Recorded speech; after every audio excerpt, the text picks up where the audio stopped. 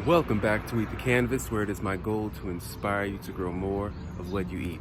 And on today's episode, I'm going to be harvesting and tasting my bitter melon, the white bitter melon, the Okinawan bitter melon, because it looks like it almost might have blossom interrot. So I want to get it out and see what we can do with it. So let's get to it.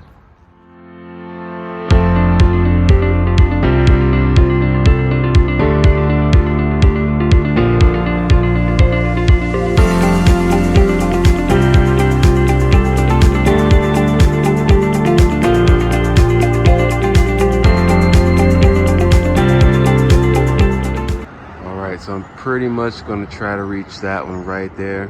I see that it was ripening up with the orange, but then I see the black at the bottom, which seems to show to me that we might have some blossom end rot issues here. So let me see if I can actually get high enough.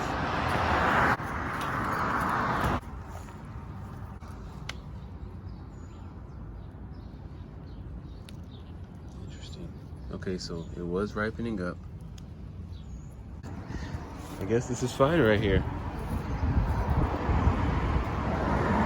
And while this is still growing right here, I'm gonna go for the next one. That is right there.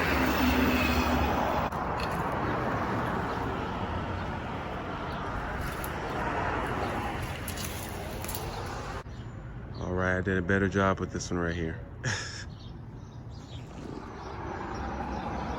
Beautiful color.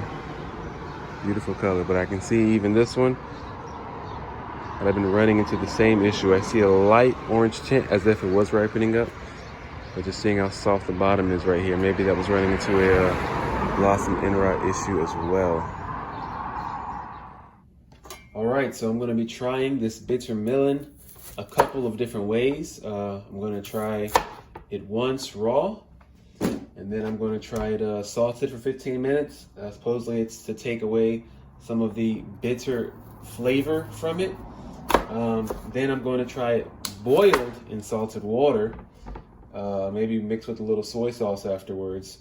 And then after that, I'm going to try it sauteed, and then I'm going to juice it with lime and a little bit of honey. Those are a few of the ways that I saw people doing it.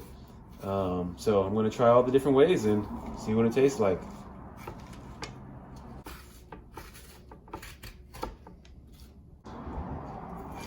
What's interesting about the inside of this bitter melon before it's ripened is it's so similar to the cacao seeds in the cacao pod. Like the way it's connected, the white coating over it. Now this does turn red as it gets more ripe, but just thought that was interesting.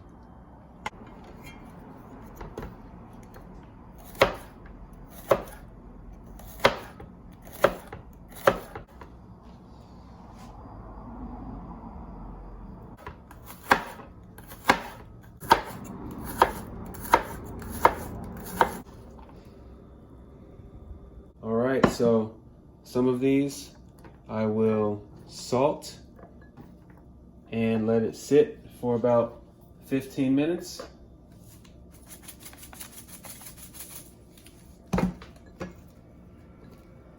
It's supposed to extract a lot of the juices out and help to make it a little less bitter. Some of these I'm going to boil with a little salt. Some of these I'm going to saute. And then some of these I'm going to juice with a little lime and honey. And one of these I'm going to try raw. That's going to be funny. Now I have no idea what this is going to taste like.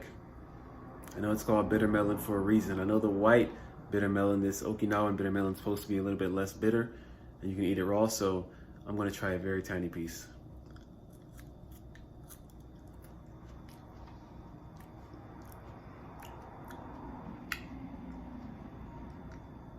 I usually don't show eating on camera. That's bitter. That's bitter. Curious to see what it tastes like the other ways now. You know what, though it's bitter, it also has an interesting taste.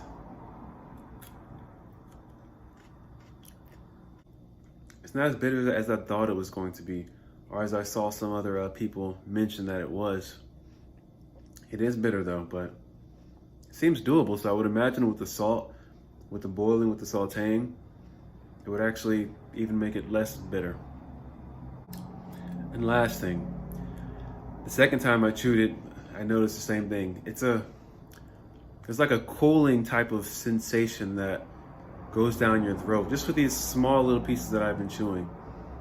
Like as you chew it and you swallow, there's like this kind of cool sensation I feel down the throat. Like as I breathe in. It's not like it's like, you know, like a vapor rub or anything like that, but it's noticeable. So for the ones that I'm going to saute right here, I'm going to saute it with a little bit of garlic that I'm gonna crush and dice up a bit. I'm gonna let it simmer for a bit or saute for a bit before I throw the bitter melon in. And then I'm going to maybe throw a little bit of water. I don't have any type of stock right now. Maybe with a little bit of extra salt. And then I'm going to do like a teaspoon or maybe 2 teaspoons of soy sauce. Now I realized the one that I let sit in the salt so far is pretty shiny. You can see the liquid coming out of it versus the other two. You know, it's some shine, but it's nothing like this one right here. So it definitely is working. So you can see in the back right here, we have our bitter melon that's been boiling for a bit. I'm gonna put a little bit of olive oil down here. Start simmering some of this garlic until it's fragrant. Add the bitter melon.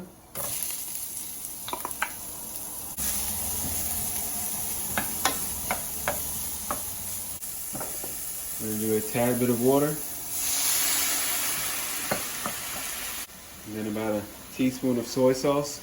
I know a lot of people that do this use oyster sauce, and I do not have oyster sauce.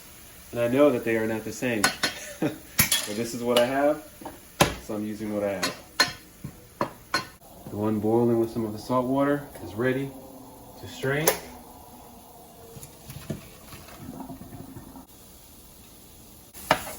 This is looking pretty much done right now.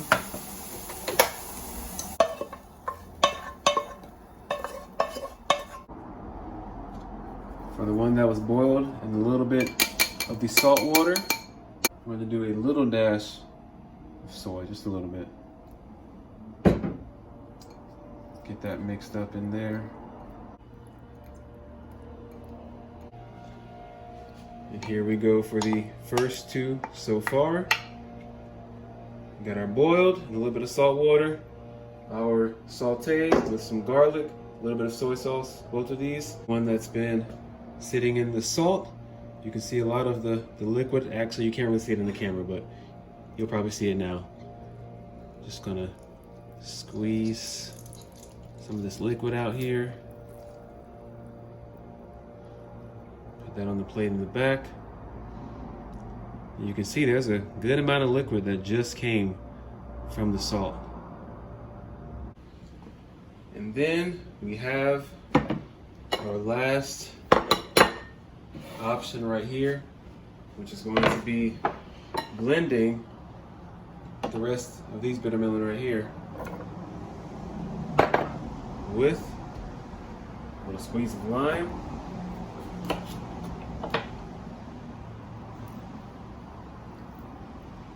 a squeeze of honey,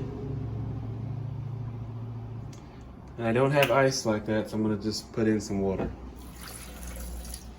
Now, just as a heads up for those of you who might be thinking, am I going to consume a whole entire bitter melon in one sitting? Well, the background is I've never had bitter melon before like that, so I'm not going to consume a whole entire bitter melon, which is also very medicinal, very potent as well. Need to be wise as well, so I'm gonna try bits of each thing. So if anyone is like, what are you doing? This is what I'm doing. All right, it has been blended. Now this is said to be a refreshing drink. I'm sure if it's cold, it is very refreshing. I don't have ice though, so I would imagine I'd at least be able to tell if it is refreshing with ice, even if I don't have ice. All right, so now it is the taste testing time. First one up, boiled with a little bit of salt in the water and a sprinkle of soy sauce.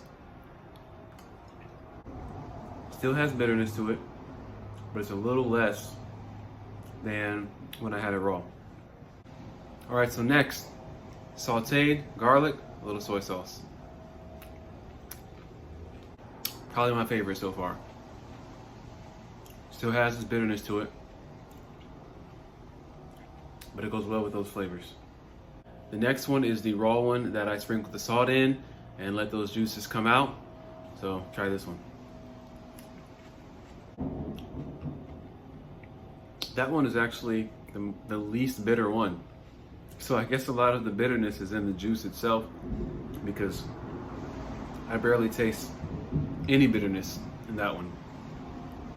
Now lastly is our blended juice here.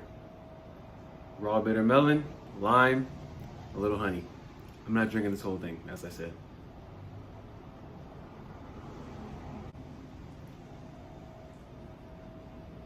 I could see how this could be refreshing when it's cold. It's pretty good. I actually don't taste any bitterness. It's slight. It's very slight. Not bad. So there you have it, y'all. Okinawan pure white bitter melon, grown at home, put on the table. I highly enjoy growing things, growing food, trying new foods that I don't find in the stores like that, and realizing that the power to try those things is truly in my hands, the seeds in my hands that I can scatter over my yard. This is Eat the Canvas, y'all. This is what it's about. Growing things, trying things, opening up a world of foods that you don't normally have access to, but you can have access to it in your yard. So this is Eat the Canvas. Until next time.